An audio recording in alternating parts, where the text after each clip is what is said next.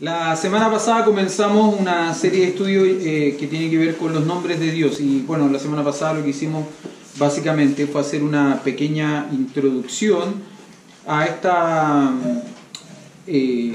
sección de la teología propia que tiene que ver con los nombres de Dios, cómo Dios se ha revelado y ha revelado su carácter y su persona en la Escritura por medio de sus nombres. La semana pasada yo les mencionaba de que los nombres nunca fueron puestos de manera fortuita en la Biblia, sino que los nombres siempre tuvieron una razón de ser, tenían un sentido, un significado que muchas veces acompañaba a esa persona en cuanto a su carácter y de alguna forma moldeaba o marcaba el carácter de esa persona. Por ejemplo, si usted busca en 1 Samuel capítulo 5, va a encontrar una historia interesante. Vaya ahí, 1 Samuel capítulo 5, perdón, 1 Samuel 25. Me faltó un número importante, ¿no? 1 Samuel 25.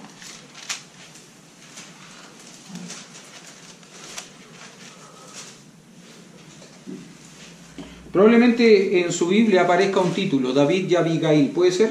Sí. ¿Sí? Sí. ¿Ustedes saben quién fue Abigail? Fue esposa de... Llegó a ser con el tiempo esposa de David. Una de las esposas de David. David tuvo varias esposas. Pero Abigail, antes de ser esposa de David, tuvo un esposo llamado Nabal.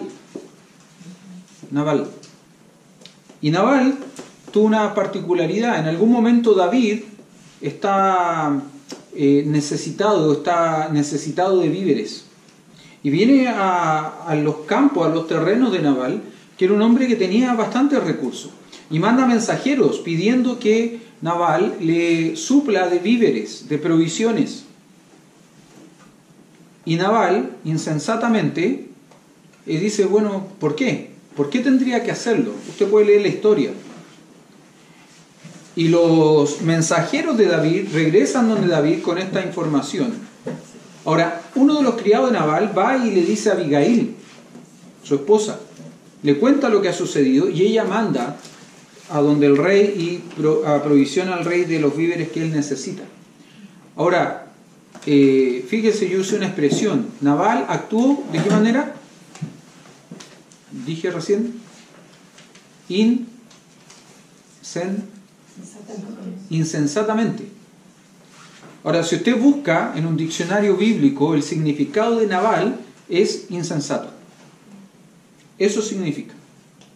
¿Se acuerda que le decía que los nombres no eran puestos al azar? No eran puestos de manera fortuita, sino que eran puestos con un sentido y generalmente ese sentido acompañaba y de alguna forma moldeaba el carácter de la persona. Bueno, Nabal fue un hombre insensato. Y cuando muere y Abigail queda viuda, David la manda a buscar y la toma por mujer. Si usted, por ejemplo, mira en el Nuevo Testamento, Hechos capítulo 9, se habla de la conversión de Saulo. Vaya ahí a Hechos capítulo 9, la conversión de Saulo.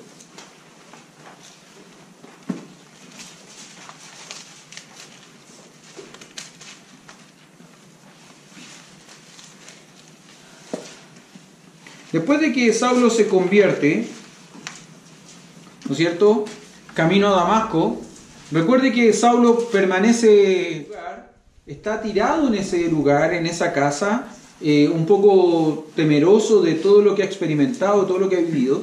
Dios se le aparece a un hombre. Vea, por favor, verso 10. Había entonces en Damasco un discípulo llamado Ananías, a quien el Señor dijo en visión, Ananías, y él respondió, heme aquí, Señor. Y el Señor le dijo, levántate y ve a la calle que se llama Derecha y busca en casa de Judas a uno llamado Saulo de Tarso, porque he aquí él ora. Ya ha visto en visión a un varón llamado Ananías que entra y le pone las manos encima para que recobre la vista. Entonces Ananías respondió, Señor, he oído de muchos acerca de este hombre, ¿Cuántos males ha hecho a tus santos en Jerusalén? Y aún aquí tiene autoridad de los principales sacerdotes para prender a todos los que invocan tu nombre. El Señor le dijo, ve, porque instrumento escogido me es este, para llevar mi nombre en presencia de los gentiles y de reyes y de los hijos de Israel. Porque yo le mostraré cuánto le es necesario padecer por mi nombre. Fue entonces Ananías y entró en la casa y poniendo... ¿Qué significa Ananías? El nombre de Ananías es bien particular, es bien significativo. El nombre Ananías significa Jehová es piadoso o Jehová perdona. Jehová es piadoso o Jehová perdona. Siempre que pienso en esta historia, me imagino lo siguiente. Saulo está tirado en la pieza donde estaba, con sus ojos que no puede ver nada, tirado en oscuridad. No porque esté oscuro afuera, sino porque él no ve nada, ¿no? Tirado en oscuridad, pensando todavía lo que ha sucedido un par de días antes, cuando él va camino a Damasco. Y de pronto escucha golpes en la puerta. Y alguien sale a abrir la puerta. Y probablemente Saulo pregunta, ¿no? ¿Quién es? ¿Quién es? Y de pronto el hombre que salió a abrir la puerta, ¿no? Le responde, te buscan, Saulo. ¿Quién? Ananías. ¿Qué debe haber pensado Saulo cuando le dicen Ananías? Saulo conoce perfectamente la cultura hebrea y sabe perfectamente el significado de los nombres. ¿Qué significaba Ananías? Jehová es piadoso. O Jehová perdona, ¿no? ¿Se imagina cuando él escucha y le dicen, Saulo, te busca Ananías? ¿Qué debe haber pensado Saulo?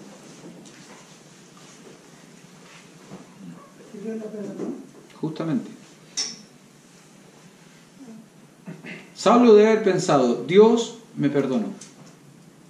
Todos los males que yo he hecho contra su iglesia, todos los males que he hecho contra aquellas personas que creyeron en Cristo Jesús, Dios me perdonó. ¿Cómo? Con un simple nombre, ¿no? Ananías. Otro ejemplo. Vaya a Hechos capítulo 4, verso 36, por favor. Hechos capítulo 4, verso 36.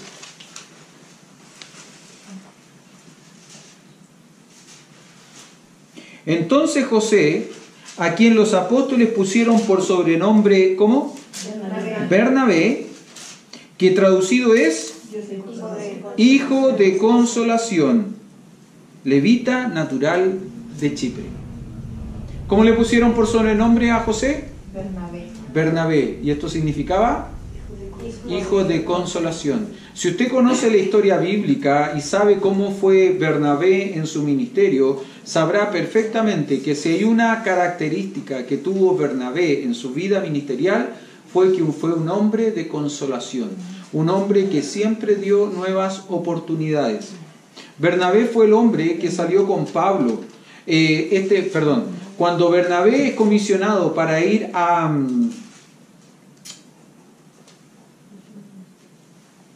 Antioquía, para saber qué es lo que está pasando en Antioquía, porque se está dando un avivamiento, está habiendo todo un despertar de la fe en Antioquía. Cuando Bernabé va y toma a Saulo y lo lleva consigo a la iglesia de Antioquía para que juntos vean. ¿Por qué? Porque él es el hijo de consolación y quiere de alguna manera ser de ánimo, consuelo en la vida de Saulo. Ahora, cuando ellos salen al primer viaje misionero y llevan consigo a un joven llamado Juan Marcos, que en el primer viaje misionero lo hemos estudiado cuando estuvimos estudiando acerca del trasfondo de Tesalónica.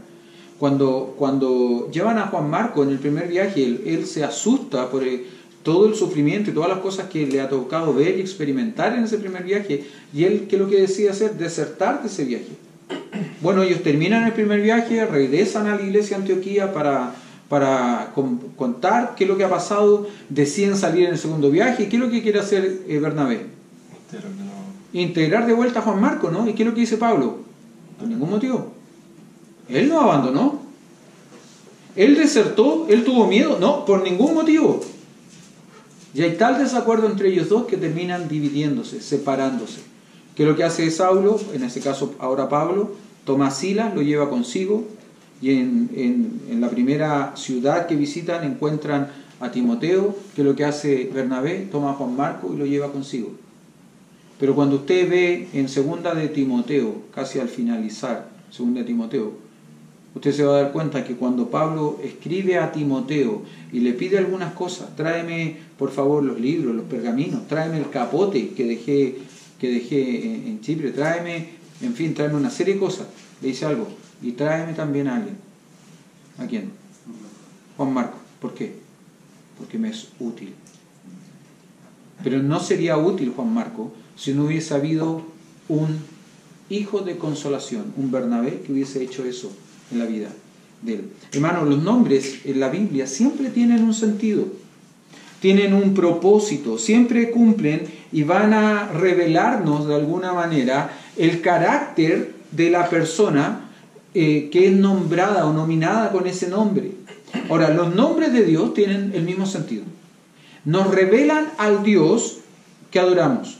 Nos revelan al Dios que no siempre necesariamente conocemos. Y hoy día vamos a empezar a estudiar algunos nombres de Dios. Particularmente vamos a estudiar uno hoy día.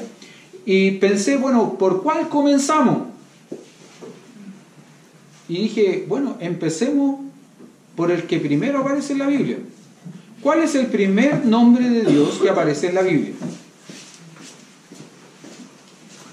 ¿Y dónde? ¿Cuál es el primer nombre de Dios que aparece en la Biblia y dónde? Dios. ¿Dios? ¿Seguro? ¿Sí? ¿Dónde? Génesis 1.1. Génesis 1.1. En el principio creó Dios los cielos y la tierra. Ay, qué fácil, ¿no? ¿O difícil? Ahora, ese nombre, Dios, es el nombre general, ¿no? ¿Todos conocemos a Dios con ese nombre? ¿Qué significa ese nombre? ¿Cuál es el nombre? ¿Cuál es el nombre que se utiliza allí? Mire, vaya por favor, Génesis capítulo 1, verso 1. Pero antes de eso, déjeme hacerle una pequeña pregunta, por favor. Déjeme hacerle una pequeña pregunta. ¿Cuántos nombres de Dios usted conoce y recuerda? Porque en la Biblia aparecen varios nombres de Dios. ¿Cuántos nombres de Dios usted conoce y recuerda? ¿Pueden mencionar algunos nombres que conozcan? Jehová Shalom, ¿qué significa? Dios único. ¿Ya? ¿Otro? Jehová Jireh, ¿Ya? ¿Qué significa? Dios de la provisión. Ok. ¿Otro? El Shaddai, ¿Ya? ¿Qué significa? Dios Todopoderoso. Ok. ¿Otro? Adonai, ¿Qué significa? mi Señor. ¿Ya? El Roy, ¿Ya? pero no. Adonai. Lo acaba de decir Adonai. El Roy, El Roy significa el viviente que me ve. ¿Algún otro? Jehová Sama, Jehová Sama, ¿qué significa? el Señor está allí. Ya. el Shaddai, ¿lo dijeron? Sí. Ustedes saben que hace años atrás había una canción que se llamaba El Shaddai, que mencionaba varios nombres de Dios. Y dentro de esos nombres de Dios que se mencionaban, se mencionaba el significado de esos nombres. Yo no sé si es verdad o no. Una vez me contaron la historia de un joven que conoció a Abel y Marta y otros más de esa época, que por allí en alguna campaña evangelística se le ocurrió cantar el Shaddai. Y habría dicho algo así como que él subió a un monte a orar, un monte cercano allí a la comuna de Recoleta, a orar, y mientras oraba allí el Señor le reveló esa canción en sueños y en la oración, y lo llevó a componerla, y la compuso, y él la cantaba. Y algunos que no conocían el origen real de la canción le creyeron, el Señor, y adoraban al Señor. En realidad la canción es una canción bien antigua, ¿no es cierto?, que viene de afuera, en fin, un cuento, ¿no? Un cuento. El muchacho también era Cuentero, ¿no? A ver, ¿sí? Ok, dejémoslo. ¿Qué otros nombres recuerdan? Yahweh. Ya. ¿Qué significa? ¿No? Señor. ¿De dónde proviene Yahweh? De cuando habló con Moisés. Ok. Yo soy el que soy, ¿no es cierto? Y le dirá, yo soy, me envió a vosotros. Ahora, lo interesante de esa expresión, esa frase, es que son cuatro letras consonantes que no tienen vocales y por lo tanto no tienen pronunciación. La palabra Yahweh es una palabra compuesta, es la unión de dos palabras. Estas cuatro consonantes más las vocales de Adonai conforman Yahweh o Jehová. Pero eso lo vamos a ver más adelante. ¿Alguna vez escucharon el nombre Eloah o Elohim? ¿Sí? ¿Saben lo que significa? ¿No? Bueno, ¿cómo? Señor Dios. No te escucho. Señor Dios. No. Fíjese un detalle interesante. La palabra que aparece aquí como Dios, en el principio creó Elohim, los cielos y la tierra. Esa es la palabra que se utiliza acá. Elohim. En el principio creó Elohim los cielos y la tierra. Esta es la palabra hebrea para Dios. Déjeme mencionar algunos datos interesantes. Aparece cerca de 2570 veces en el Antiguo Testamento. De esas 2570 veces, 2310 veces se refiere al Dios vivo y verdadero. Mientras que las otras veces significa o se hace referencia a dioses falsos. Déjenme mencionar algunas donde la palabra Elohim hace referencia a dioses falsos. Por ejemplo, Génesis capítulo 35, verso 2. Génesis 35, 2. Hermano, mi sugerencia es que vaya escribiendo algunos datos para que no los pierda de vista. Génesis capítulo 35, verso 2. Entonces Jacob dijo a su familia y a todos los que con él estaban: quitad los dioses, Elohim, ajenos que hay entre vosotros, y limpiaos y mudad vuestros vestidos. Aquí la palabra dioses es la palabra Elohim. Recuerde, le dije que aparece 2570 veces y 2310 se refiere al Dios vivo y verdadero, mientras que las otras veces se refiere a dioses falsos. Éxodo capítulo 12, verso 12. En el contexto de que Dios está hablando a Moisés y le va a decir que el ángel de Jehová el ángel de la muerte pasará sobre los hogares en Egipto y matará a los primogénitos. Ahora, él determina cómo liberarse, ¿no es cierto?, de esa matanza. Pues yo pasaré aquella noche, dice, por la tierra de Egipto, y heriré a todo primogénito en la tierra de Egipto, así de los hombres como de las bestias, y ejecutaré mis juicios en todos los dioses, Elohim, de Egipto, yo Jehová. Éxodo capítulo 18, verso 11. Ahora conozco que Jehová es más grande que todos los dioses, Elohim, porque en lo que se ensoberbecieron prevaleció contra ellos. Hay otro texto, por ejemplo, Salmo capítulo 82, verso 1 y 2. Es interesante este salmo, por lo que dice que Dios está en la reunión de los dioses. Ahora, el Dios que aparece en el Salmo 82 no es Elohim. Cuando hace referencia al Dios vivo y verdadero, aquí hace referencia a Yahweh, Jehová. Jehová está en la reunión de los Elohim, de los dioses. En medio de los Elohim juzga.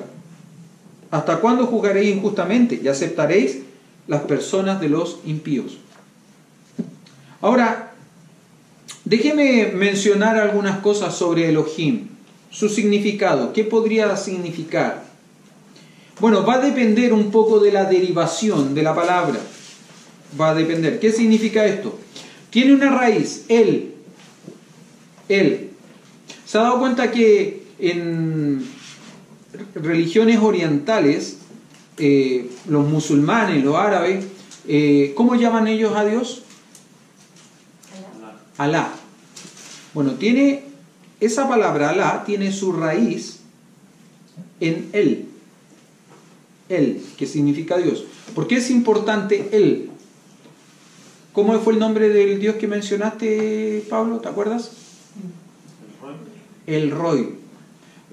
Marta mencionó otro nombre. El Shaddai. El Elión. Son nombres. Nombres de Dios. Que tienen su base, su origen, de la derivación de este prefijo es el significado de la palabra. En algunos casos, la derivación de la palabra podría significar temor. La raíz el más la derivación podría significar temor. Entonces, ¿qué es lo que se interpreta o cómo se interpreta el significado de esto? Algunos dirían, bueno, Dios significa temor, por lo tanto, ¿qué es lo que debemos hacer con Dios? Temerle. ¿Se acuerdan lo que dice Proverbio 1.7? ¿Qué es el principio de la sabiduría? El temor de Jehová. Ahora, déjeme decirle algo, hermano. ¿Qué significa que temamos a Dios? Que le respetemos. Que le respetemos. ¿Que le tengamos miedo? No. No. Yo no debo tener miedo por Dios por lo que Él me puede hacer. Yo debo sentir temor por Dios, por quién es Él. Yo debo respetarle, reconocerle por quién es Él, no por lo que me vaya a hacer. No por lo que me vaya a hacer. Ahora, otras personas dicen, bueno, luego, según la derivación, podría ser que Él signifique acá, o en este caso, sea el fuerte o poderoso, lo que sugiere que el Dios verdadero es fuerte y poderoso. Ahora, déjeme preguntar algo. ¿Nuestro Dios es fuerte y verdadero? ¿Sí o no? Sí. Mire algunos versículos. Por ejemplo, Génesis capítulo 17, verso 1. Alguien que pueda leerlo, por favor. Y otra persona que busque Génesis 28, 3. Alexandra, ¿puedes buscar Lucas 1, 37?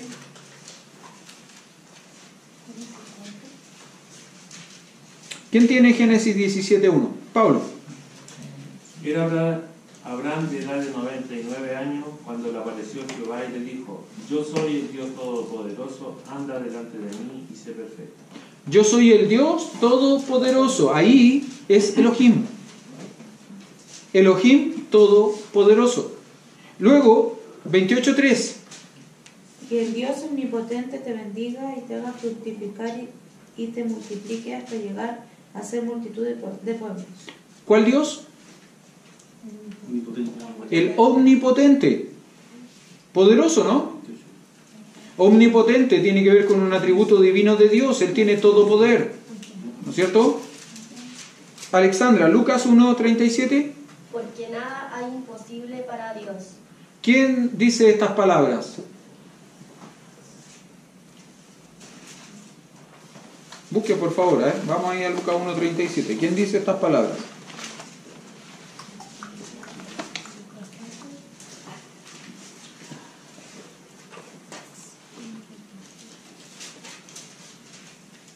¿No es el ángel que está hablando con María? Y le está comunicando que ella va a concebir y dar a luz a Jesús. ¿Sí?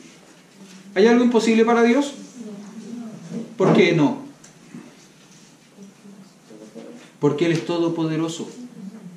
Ahora, si usted va a Génesis 1:1 de nuevo, ahí hay una palabrita que es bien interesante y que nos revela un poco el sentido y el significado de Elohim. Génesis 1:1, ¿cómo dice?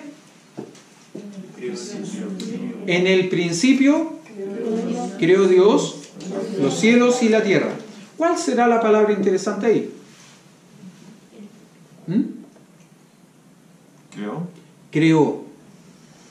¿Por qué? Porque la palabra, en el original, la palabra es bará. Bará. ¿Y por qué menciono esta palabra? Bará. Porque bará solo puede ser utilizada en relación de Dios. Solo Él puede barar. Solo Elohim puede barar. ¿Cómo se escribe? Bará. B-A-R-A. Bará. B larga. Con B. Con B, si no sería con V. Ahora, ¿por qué les menciono esto? ¿Por qué les menciono esto? ¿El hombre puede crear cosas, sí o no? Sí. Hay gente que crea cosas, ¿no? Pero el acto creativo de un hombre nunca es parar. Solo el acto creativo de Dios es parar. ¿Por qué? Porque el acto creativo de Dios tiene esta particularidad. Dios lo creó todo ¿a partir de qué? De la nada. Ya nosotros siempre nos enseñaron en el colegio que de la nada sale nada. Y eso es verdad. De la nada sale nada. Sin embargo, Dios al principio lo creó todo de la nada. ¿Por qué? ¿Cómo puede ser que Dios lo cree todo de la nada si no hay nada como materia prima para crearlo todo? ¿Cómo puede ser eso? Porque es todopoderoso. Porque es todopoderoso. Por eso que Bará, en el principio, Bará, Elohim, los cielos y la tierra. Solo puede ser usada esa palabra en función y en relación de Dios. ¿Pero cuál Dios? El Dios Todopoderoso. El Dios Todopoderoso. Entonces, de alguna manera, esa palabra también nos ayuda a entender cuál es el significado de la palabra Elohim. Esa palabra nos va a dar, por así decirlo, el trasfondo, el contexto que va a rodear el uso de la palabra Elohim. El uso de la palabra Elohim. Mire, Elohim, hermano, enfatiza el poderío y la trascendencia de Dios. El Dios verdadero está sobre todos los otros dioses o sobre todos los otros que son llamados dioses. Yo les mencioné un versículo, un salmo, Salmo 82, 1 y 2. Dios está en la reunión de los dioses, en medio de los dioses juzga. ¿Hasta cuándo juzgaréis injustamente y aceptaréis las personas de los impíos? Quiero decirle esto, hermano. La Biblia no está diciendo que haya otros dioses. No está diciendo eso. Hay un solo Dios, vivo y verdadero. Entonces, pastor, ¿por qué menciona de que Dios está en la reunión de los dioses? Bueno, quizás las palabras más adecuadas para interpretar este pasaje, este texto, sería: Dios está en la reunión de los gobernantes. ¿Por qué? Porque todos los dioses, con minúscula, son creación de hombre. Y están sujetos a las limitaciones que la naturaleza pecaminosa de esos hombres les imponen. Nunca un Dios creado por un hombre va a ser mejor que el hombre que lo crea. Sin embargo, nuestro Dios no fue creado por nosotros. Y Él no está sujeto ni limitado a nuestras propias limitaciones.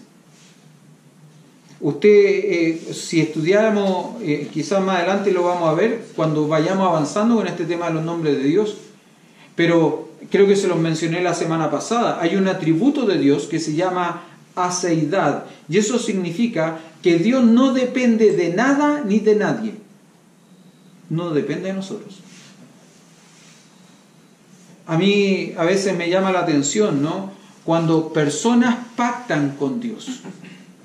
Dios, si tú me haces esto, yo haré esto otro a cambio de lo que tú me estás dando en favor tuyo. ¿Dios necesita algo de mí? Él no necesita nada. Dios sigue siendo Dios sin mí. Él no necesita de mí. ¿Me da el privilegio de ser parte en su obra? Sí. Pero si yo no lo hago, lo va a hacer otro. Dios no necesita de nosotros. Eso se llama aseidad o libertad también. Es conocido ese atributo como libertad. Él no depende de nada ni de nadie. Ahora, déjeme mencionar otra cosa acerca de Elohim. Elohim tiene una raíz, dijimos, en él, ¿no es cierto? Y la derivación de la palabra Eloá o Elá, que es la palabra aramea. Recuerde por favor que la Biblia fue escrita en hebreo, arameo y griego. Entonces hay algunos textos donde va a aparecer, en vez de aparecer la palabra Elohim, va a aparecer la palabra Eloá. Ahora, mientras que Eloá habla de singularidad, porque nuestro Dios es uno, ¿se acuerda lo que dice Deuteronomio capítulo 6? Oye Israel, el Shema Israel, oye Israel, Jehová nuestro Dios, Jehová es uno es, ¿no es cierto? Mientras que Eloá nos habla de la singularidad de Dios, que es único, no hay otro como Él. Elohim nos habla de pluralidad.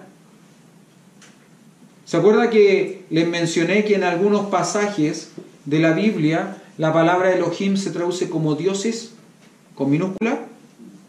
Ahora, la palabra Elohim, cuando hace referencia al Dios vivo y verdadero, al Dios que nosotros adoramos, hace referencia a su pluralidad. ¿Cómo es eso? ¿Hay más de un Dios?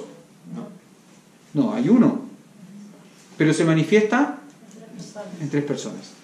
Dios Padre, Dios Hijo, Dios Espíritu Santo. Y tienen atributos similares, atributos iguales, no similares, iguales, esencia igual, la misma naturaleza, funciones distintas. Ahora, vaya conmigo, por favor, a Génesis capítulo 1 y note conmigo un pasaje que es interesante, que nos habla de esta pluralidad divina. 11. Génesis 1, verso 26. Entonces dijo Dios, ¿qué cosa? Hagamos. Ese hagamos, ¿en qué está? En plural, ¿no? ¿A quién le está diciendo Dios hagamos? Porque uno se pregunta, ¿no? Está en el proceso creativo. Ha terminado de crear a los animales. Entonces alguien podría decir, no, que le dijo a los animales hagamos. Pero más adelante queda demostrado de manifiesto que no es así. ¿No es cierto? Alguien podría decir a los ángeles le dijo hagamos. No, porque los ángeles no participan del proceso creativo de Dios.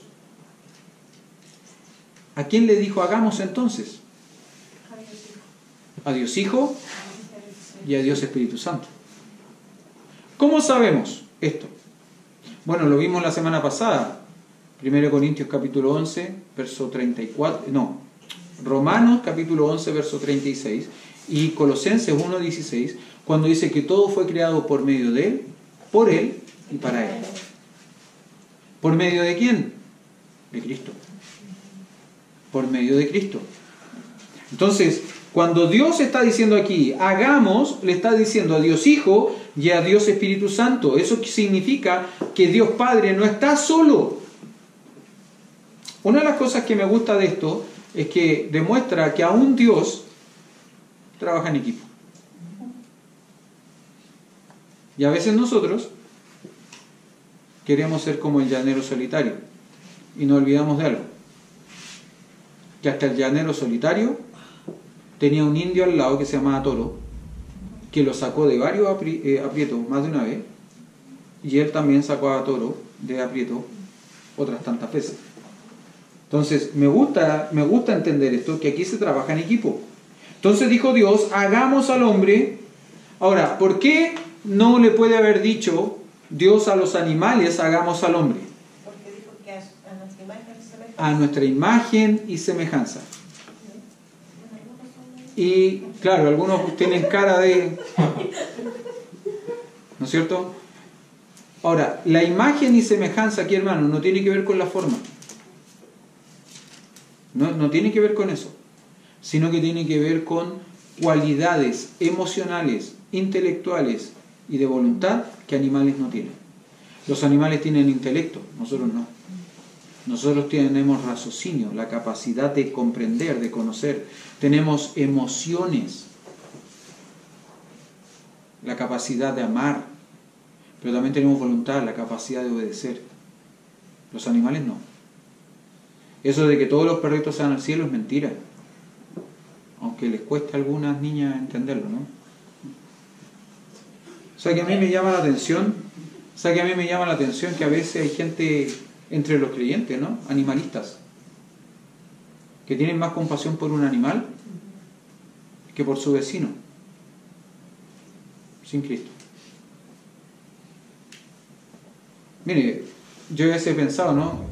El día que no tengamos al Chechito, yo no quiero más perros, porque el Chechito conquistó nuestro corazón. Pero eso no significa que el Chechito sea más importante que nuestros vecinos. Lo queremos, juguetones, nos roba el corazón, pero no es más importante que nuestros vecinos. Porque el día que el Chechito muera, murió, se acabó. El día que nuestro vecino muera sin Cristo, se va al infierno. Y eso va a ser complicado. Pero bueno, es otro tema del que estoy... Ahora sigue el texto, no hagamos al hombre a nuestra, de nuevo, pluralidad, conforme a nuestra pluralidad, semejanza, y señoree en los peces del mar, en las aves de los cielos, en las bestias, en toda la tierra y en todo animal que se arrastra sobre la tierra. Y creó Dios al hombre a su imagen, a imagen de Dios lo creó, varón y hembra lo creó. Mientras que Eloá habla de singularidad, Elohim habla de pluralidad. No es que son tres dioses, es un solo Dios en tres personas. ¿Sabía usted que la palabra Trinidad no aparece en la Biblia? ¿Sí? Un teólogo dijo que probablemente la palabra Trinidad no define de la mejor manera a este Dios único que se manifiesta en tres personas. Quizás la palabra que mejor lo grafica es la palabra triunidad. Triunidad. Donde hay un Dios, donde hay unidad entre el Padre, el Hijo y el Espíritu Santo. Un Dios que se manifiesta en tres personas. Dios Padre diseña, Espíritu Santo comunica el plan de redención. Un Dios en tres personas. Ahora, por último, déjeme decirle esto. Elohim, Dios Elohim, nos habla de un Dios que es soberano. ¿Se acuerda que dijimos que era un Dios todopoderoso? También nos habla de que es un Dios soberano. ¿Soberano sobre qué? Vaya por favor, Isaías. Alguien que busque Isaías 54:6 para ir rápido y terminar. Otra persona que busque Jeremías 32:27. Y por último, alguien que busque Nehemías capítulo 2, verso 4. ¿Sí? ¿Alguien tiene Isaías 54:5? Porque tu marido es tu hacedor, Jehová de los ejércitos es su nombre, es tu benedictor, el Santo de Israel, Dios de toda la tierra será llamado. Dios de toda la tierra será llamado. Déjeme decirle esto. Dios es soberano. ¿Sobre qué? Sobre toda la tierra. Él hace como Él quiere. Ahora, no se equivoque, hermano, con esto, porque la palabra soberanía es una palabra que hoy por hoy está muy mal utilizada. Él hace lo que Él quiere, pero Él sabe lo que hace. Y eso es importante considerarlo. Dios hace lo que Él quiere, pero Él sabe lo que hace. Y lo que Él hace nunca va a ir contra su naturaleza, contra su carácter. Él no es arbitrario, Él no es parcial, en ningún caso. ¿Alguien que tenga Jeremías 32:27? He aquí que yo soy Jehová, Dios de toda carne. ¿Habrá algo que sea difícil para mí? Ok, ¿cómo se dice ahí? Dios de toda carne. Dios de toda carne. ¿Qué significa? Todo ser vivo, particularmente todo hombre, como género, ¿no? Hombre o mujer. ¿Ya? Él es Dios soberano sobre todo hombre, sobre toda la tierra, ahora sobre toda carne. ¿No es cierto? Nehemías 2:4. Me dijo el rey, ¿qué cosa pides? Entonces oré al Dios de los cielos. ¿A quién no oró? Al Dios de los cielos. Él es soberano. ¿Sobre qué? Los cielos. Sobre los cielos. Hermano, déjeme decirle esto. Nuestro Dios todopoderoso, el Elohim, el Dios soberano, Él es soberano sobre todo. Me gusta ese coro, hace rato que no lo cantamos. Sobre todo. Sobre todo, poder y rey. Sobre todo, nación y ley. Sobre todo, lo creado por tu mano. ¿Qué más dice? Tú creaste todo, mi Señor. ¿No es cierto? Él es soberano sobre la tierra, sobre su creación, nosotros, sobre el cielo, sobre todas las cosas que están en el cielo. ¿Por qué? Porque Él es el Elohim, el Dios todopoderoso, el omnipotente, el que todo lo puede. Comenzamos hoy día con estos nombres, Elohim, Elohim. Vamos a orar y terminamos, ¿sí?